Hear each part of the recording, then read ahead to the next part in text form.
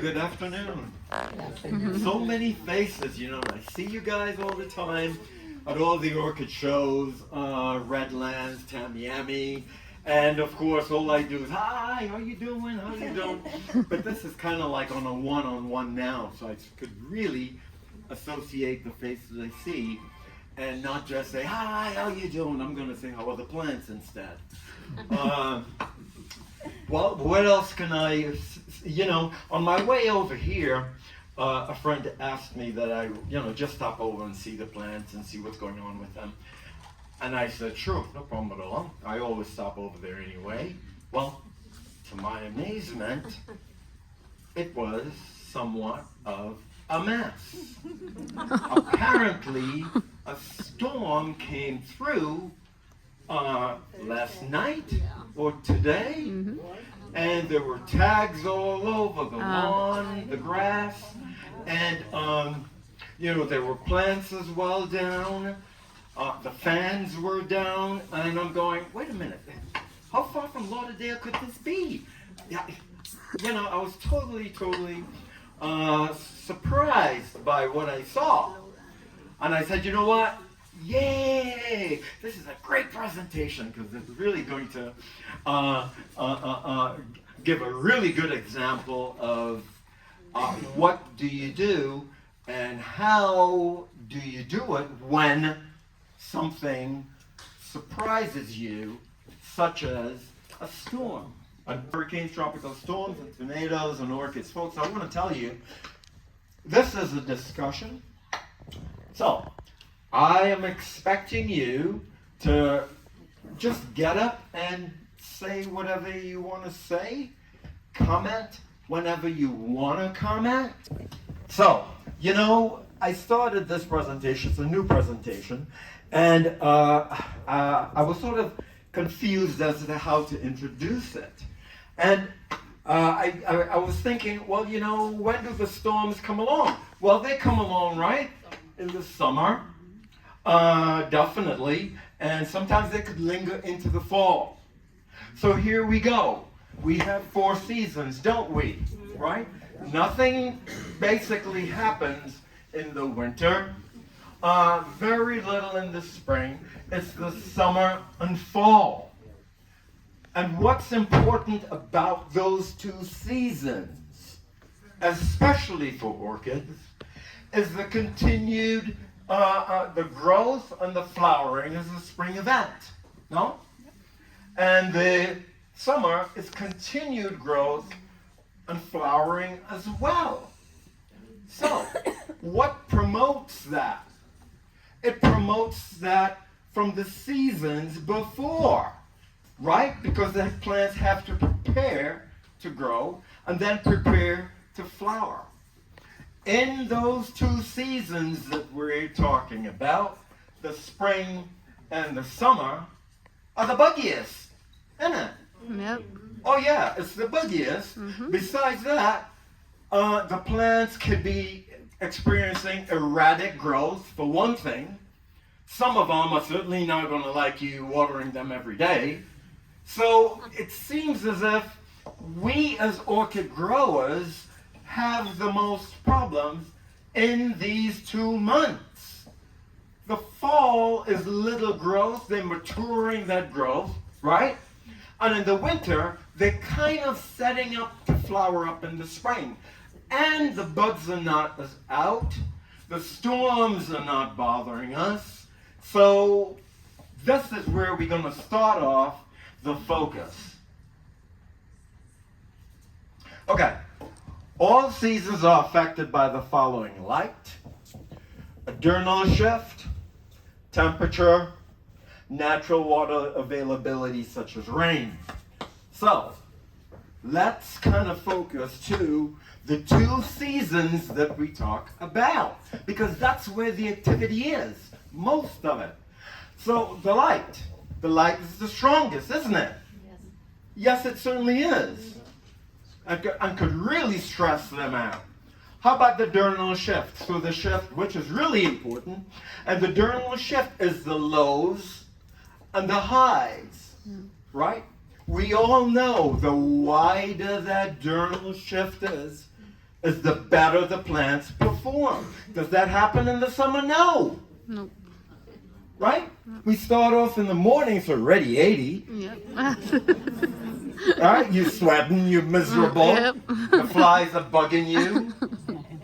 Anyway, and so we can't get much done with the diurnal shift. The diurnal shift is the diurnal shift. We're lucky if we get 10 degrees now. I go to the greenhouse and it starts off at 82 and it maxes like about maybe 80, 85 or so. So you're only getting a 10-degree shift.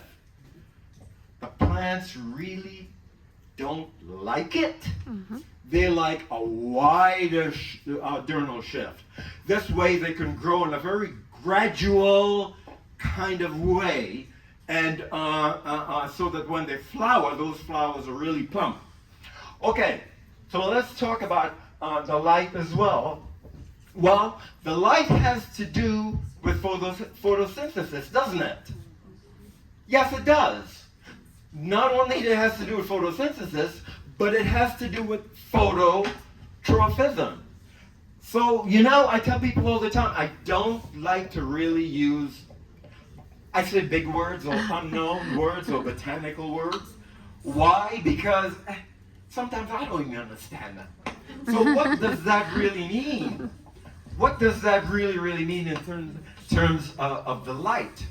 Is that the plants and the flowers move. They're sensitive to the light. So, if your flower is turned this way and the light is that way, you will see it's very, very slight sometimes, but it will turn. When that turn happens, you see, you get sort of a deformation of the petals and sepals. If you look close enough, the second plant on the table, that is what happened, why that picture came out that way. All right, let's move on. How about temperature? Your temperatures are pretty much hot. Yep. Right? They're very, very uncomfortable. With a chance of hot. What about the natural water? Rain. Well, sometimes if we're lucky, like the upcoming week, you'll get probably 3 or 4 days or so. But sometimes you can go for what? 10 days, 12 days, and not get any rain at all. Yeah, my water bill's like $400, okay? So, not liking it. Okay, so we're matching the effects of what we talked about. But added on to that, we got insect interference, inconsistent dry and wet conditions is what's happening. Human factors, we're miserable. We're miserable, right? I mean, you grab your cup of coffee in the morning, you go out to the plants, and before you know it, you're sweating, it's rolling down your face, the coffee's turning cold, you're in a bad mood. You probably had one too many last night anyway. So, okay. And now, if that's not bad enough, now we got hurricanes happening. And you're going, oh, don't say that word. We're not going to deal with this nonsense. But anyway, so you see, these extra factors loaded up on the natural diurnal shifts, etc., kind of makes our life complicated as orchid growers. Okay, hurricanes, we know this, right? They exist, yep, like we say, Southeast USA most. So anywhere, I'm going to call it from where? Usually they run up the coast, about what, the Carolinas, somewhere there? Yeah. Maybe a little bit higher. So anything lower than that, guess what? Get your hurricane stuff out, okay? It's definitely going to happen. Plus the insect and the other stresses related to it. So before the event, we know it's going to happen, folks. That's a given. Before the event, consider making a safe place for you and your family first, then the orchid plants. This should start about 7 days before the arrival of the hurricane. But you know, sometimes they come in and then they make a U. Sometimes they come in, they do a Z and come back. It's crazy, but 7 days, definitely you should start. Okay, and be prepared for a minimum stay of 3 days. minimum. Okay, could get worse than that. Prepare space and divide it for healthy plants and sick plants. You never ever want healthy plants and sick plants together in a closed environment. A couple of years ago, a friend of mine, he's an orchid judge in Houston, Texas, and he said, oh man, could you help me move my orchid collection from New York to Houston? What was I thinking? I said, sure, no problem. Okay, so we back up the U-Haul truck, right? And we loaded the plants, and I said, did you spray them? He said, yes, I did. I said, okay, fair game. We got to Houston 3 days later. Uh-oh. Folks, we opened the back of that U-Haul, and they were all over the place. We couldn't even clean them. We literally had to throw out over 50% of them. So what really happens is that, right, yeah, he did spray, but the eggs hatched. Yeah.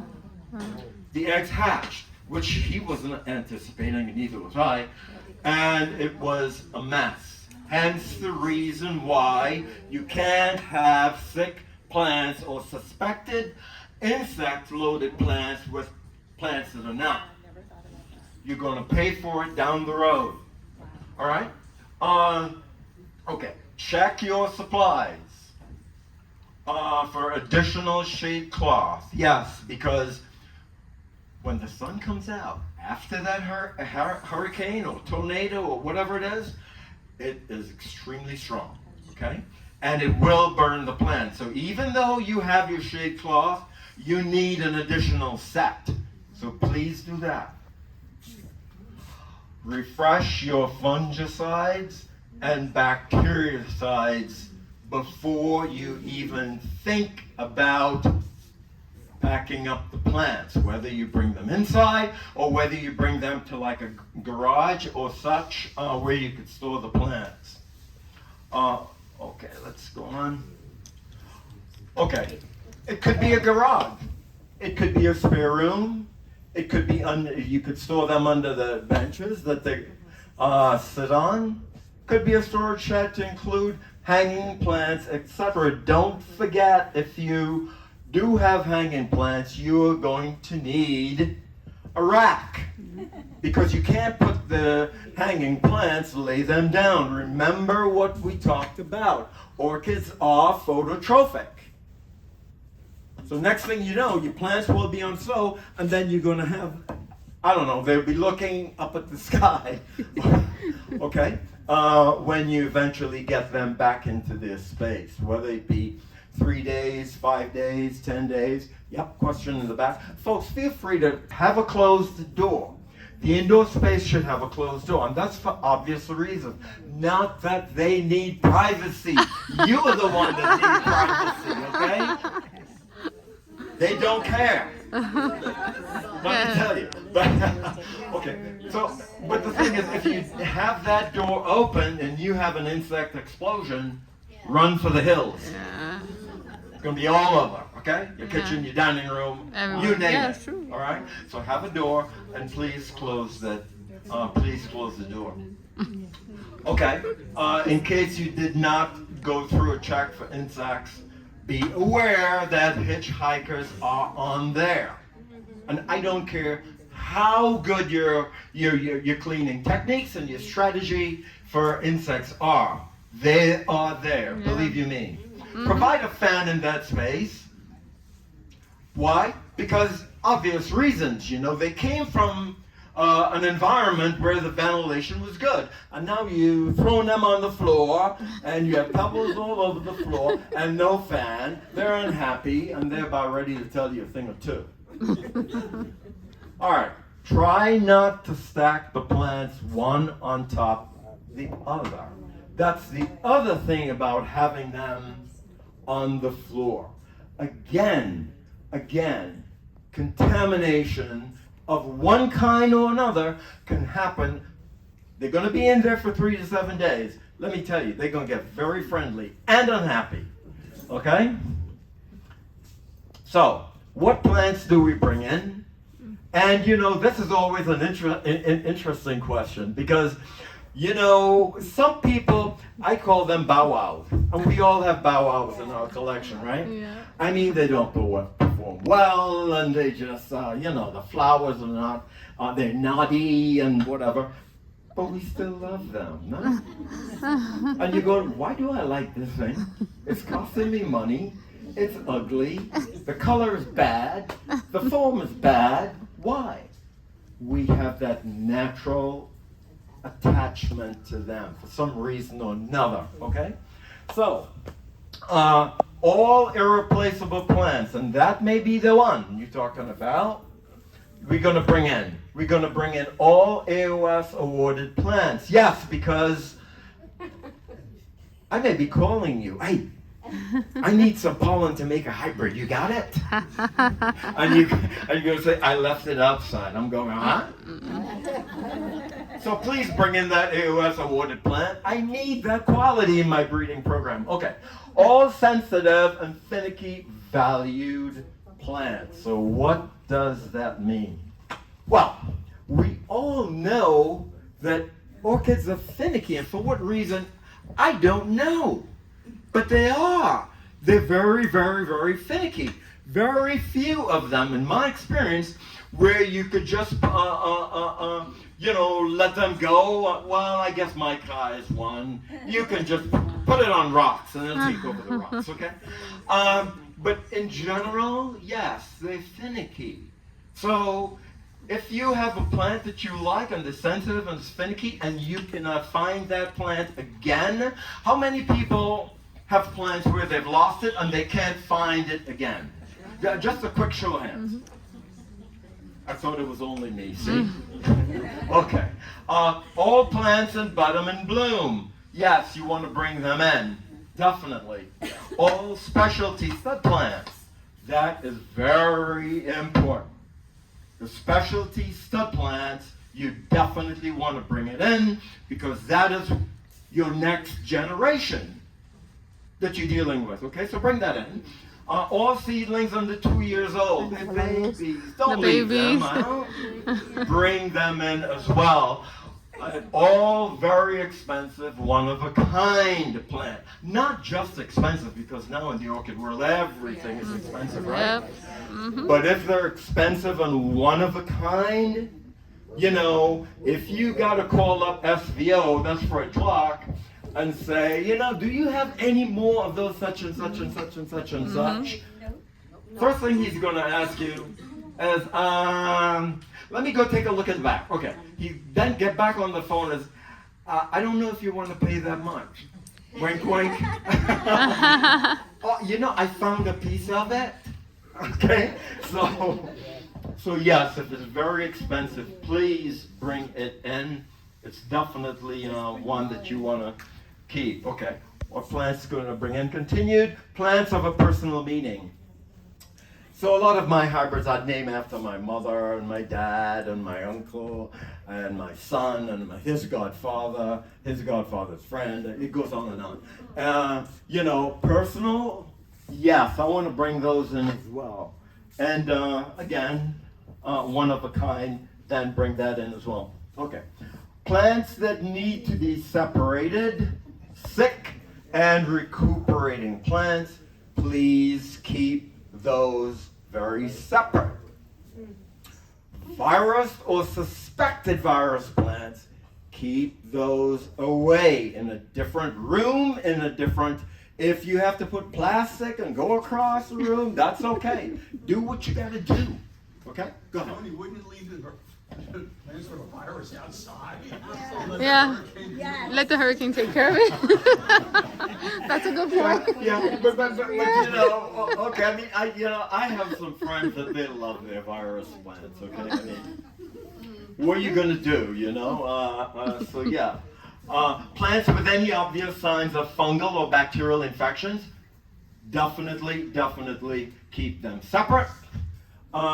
Insects, thrips, aphids, scale, etc., ridden plants, and sometimes Even when we judge plants and people bring in plants for us to judge and they come on the table, you will definitely see evidence, and sometimes you'll see the insect itself on the plant. Please keep those plants separate. The heat and keeping them inside will definitely spread it. So, we grow plants on windowsills, orchids, and then we grow them on benches, and then hanging in pots. And, I tell you something, sometimes I think orchids could really make us demented. Sometimes? Well, we get so innovative.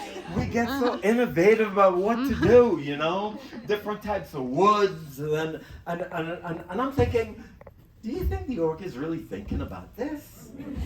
I mean, come on. Anyway, I grow on a bench, you see. I grow on benches. And like someone would tell me, Tony, it's nothing but a great old long L that you got. But I grow on the benches, as you can see. And, where they are during a hurricane, I wrap with this highly colorful orange mesh wrap. So I will wrap the entire bench. Wow. After I wrap the entire bench, if you ain't in there, baby, guess what? Okay? It ain't happening. So I wrap the bench and the plants stay in there. There's a purpose behind that. You see, folks, orchids are affected after their third day. They'll skip the fourth, and the fifth day is the next important day.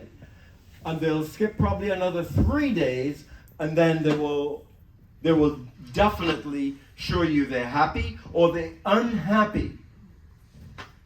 Okay, does everyone kind of understand that? The intervals that I'm talking about? Mm-hmm. Yes. Very, very, very important. Okay? So, when I grow this way, the plants stay where they are, close enough to where they are, and there's least interruption of the 3, 5, 7, 11 numbers that we talked about, where you really start seeing them acting out. Okay? Hence the reason. When you take them and you move them indoors, that is a different game. Totally different game. Okay? Be aware of that. Go ahead. What I would definitely do for the plants that stay outside on end in trees, if nothing else, I will spray them. Because with the wind, remember, insects travel with the wind. The color. And now this goes all the way up. It goes to the bottom and all the way up to the top of the outside growing area. Again, that would definitely keep the plants contained in some way. Here we go. There's a different kind of border. And now we're introducing water. It's like, hey, orchids don't swim, okay? So, but if we don't have this barrier here, what happens is that the wind will just simply blow them, and now you'll have floating orchids. I don't think we want that, right? So you can use a barrier to keep them. So the ideology behind all and any of this is to keep them somewhat contained. I mean, these winds are what, 50, 60, 70 mile an hour winds?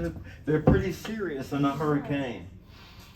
Here we go. And you could see this mesh goes from bottom to top. What about the overhead tree that's in the middle of all these orchids? That's a major concern.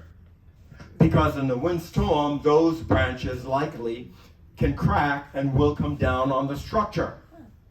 When it does that, you got a major bill, and then you risk the plants being fully exposed, to light the next day. And folks, believe you, it wouldn't take 3 days, okay? It'll take like maybe only about 4 or 5 hours, and you'll see severe burning. So be careful. Here, we're doing the right thing, but we somehow lost vision about the tree itself, the silveras. So kind of, pan the landscape carefully and make sure. Benefits of keeping them on the bench: you maintain their growing, flowering direction. That is very important. The plant is not going, oh, it's over there. Oh, now it's here. All right. Positioning of the plant, distance to the overhead watering system. So the plant knows, believe it or not, they knows that, that sprinkle is there. I know. Yeah, I get it every day. So if you could maintain that, that's fine. Lastly, not knowing how long the hurricane would last. Sometimes the effects of the hurricane could be over a week or so for the plant to be outside of its normal environment. They know. Sometimes, I don't know what it is, but they know if you move them 5 feet or 6 feet from where they originally were. They just simply know. When that happens, you see, you get a growth interruption. You know what I mean? You get a growth, and now you almost have to start all over again. I have a question about that. Sure, go ahead. I have like a big... From the sun, when the hurricane comes out. No or very little adjustment to the sunlight they had before. Again, it's about the light after the hurricane or the storm. Could be damaging, or it could be where the plant just kind of is sort of confused, and it's going to take them maybe 3 or 4 months to recuperate and get back into that groove. Okay, so now we've had them inside, and we know what a mess that could be in terms of insects and other things that can happen. But this is the same formula that we talked about at the beginning of the presentation, isn't it? And here it's showing up again. Well, that's the way they are. This is what regulates what they do, whether they're inside or outside. The plants now have to play catch up and readjust themselves after spending 5 days in a completely different environment. Hurricane, location, and how they were performing. This is going to be your payoff for the next one. Because if we don't follow the same pattern that we did or correct it, then you're adding another layer of confusion. No? Remember? All right. Consider a better location. That's if you weren't happy with the last one, consider a better location. It may be easier to water. It may very well be better light. The plant is trying to tell you, oh, I'm happy here. Don't put me back there. Okay? Easier to move them in the next storm. That is so important because, sometimes we have such short-term memory. We know eggs hatched. Okay, they were inside, and now you have a new generation of insects and pathogens to deal with. And lizards. Consider some repotting, because that mix may be, God knows what's in that mix, that may hatch or germinate or any other conditions that may exist in there. So consider repotting. You don't have to repot everything, but things that you're not sure about, things that you kind of suspect, just get rid of the old mix and put them in some new mix. Lessons learned. Lastly, make notes on what you would do differently. So we all get set in our ways, but think about what we can do for the next storm or hurricane. It's going to happen. It's definitely going to happen. There will be a next one for sure. Any questions?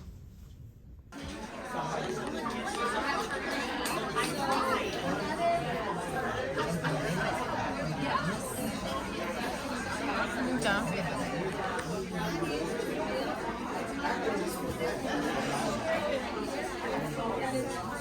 that one yours? Perfect. Pretty. Perfect. Thank you.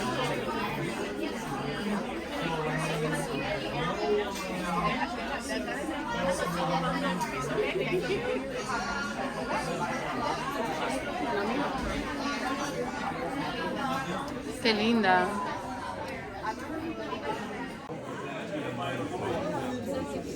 It's beautiful. I love it. Very pretty. Is that Tony, what it is? It's tutti frutti? I'll be asking you later when all the plants show up, which one you like the best. Which one to use. Oh, that's dangerous. That's the speaker's choice. That's very dangerous.